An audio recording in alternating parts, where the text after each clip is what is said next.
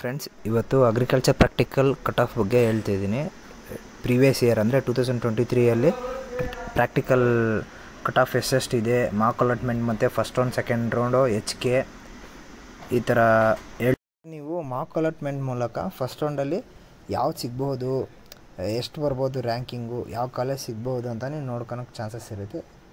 ಯಾರ್ಯಾರಿಗೆ ಇಂಟ್ರೆಸ್ಟ್ ಇದೆಯೋ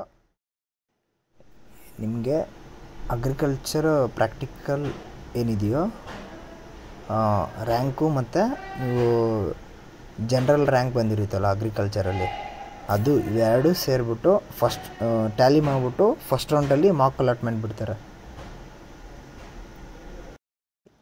ಯಾರ್ಯಾರು ಅಗ್ರಿಕಲ್ಚರ್ ಜಾಯ್ನ್ ಆಗಬೇಕು, ಅಗ್ರಿಕಲ್ಚರ್ ಮತ್ತು ಹಾರ್ಟಿಕಲ್ಚರ್, ಸಿರಿಕಲ್ಚರ್, ಫುಡ್ ಟೆಕ್ನಾಲಜಿ, ಮೇನಾಗಿ ಅಗ್ರಿಕಲ್ಚರಲ್ಲಿ ಯಾರ್ಯಾರು ಜಾಯ್ನ್ ಆಗ್ಬೇಕು ಅಂದ್ಕೊಂಡಿದ್ದೀರೋ ಅವ್ರಿಗೆ ಕಟ್ ಆಫ್ ನೋಡಿಕೊಂಡು ಪ್ರಾಕ್ಟಿಕಲ್ ಕಟ್ ಆಫು ಮತ್ತು ನೀವು ತೆಗೆದಿರ್ತಕ್ಕಂಥ PU ಮಾರ್ಕ್ಸು ಟ್ಯಾಲಿ ಮಾಡಿಬಿಟ್ಟು ನಿಮಗೆ ಫೈನಲ್ ರಿಸಲ್ಟ್ ಬಿಡ್ತಾರೆ. ಸೊ ಅವಾಗ ಗೊತ್ತಾಗುತ್ತೆ ನಿಮಗೆ ಫಸ್ಟ್ ರೌಂಡಲ್ಲಿ ಇದೇ ಬಿಡೋದು.